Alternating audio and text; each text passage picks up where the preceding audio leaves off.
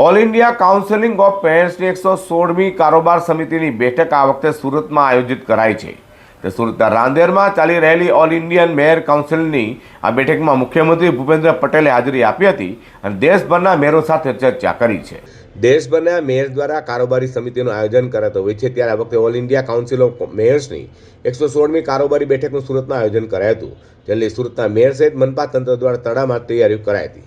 સુરતના રાંદેર ખાતે all India mayor કાઉન્સિલની બેઠકનું આયોજન કરાયું હતું. રાંદેર ખાતે આયોજિત ઓલ ઇન્ડિયા કાઉન્સિલ ઓફ મેયર્સની 116મી કારોબારી સમિતિની બેઠકમાં સુરતના એક દિવસીય મહેમાન બનેલા મુખ્યમંત્રી ભૂપેન્દ્ર પટેલે હાજરી આપી હતી. 13 અને 14મી ડિસેમ્બર દરમિયાન યોજેલી બેઠકમાં દેશના 37 જેટલા શહેરોના મેયરો ઉપસ્થિત રહ્યા હોય તેઓ સાથે મુખ્યમંત્રીએ ચર્ચા પણ કરી હતી. एक और इनिशिएटिव की पहल की है. इस नौ म्यूनिसिपल कॉर्पोरेशन में होलिस्टिक डेवलपमेंट के लिए भिन्न भिन्न योजना से अधिक फंड एलोकेट किया है.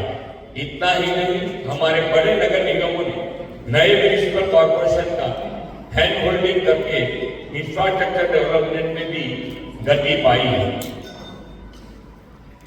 प्रधानमंत्री श्री नरेंद्र भाई मोदी जी ने वर्ष 2047 तक विकसित भारत के निर्माण का संकल्प लिया है.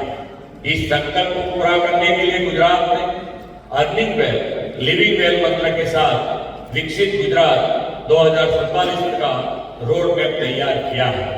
हमारा लक्ष्य है कि हमारे शहर अर्निंग वेल लिविंग वेल के केंद्र बने और उन्हें सुनियोजित व सुव्यवस्थित तरीके से ग्रोथ हब के रूप में विकसित किया जाए, जिससे शहरों और उनके आसपास के क्षेत्रों का समग्र विकास ग्रोथ हब मॉडल के रूप में हो सके.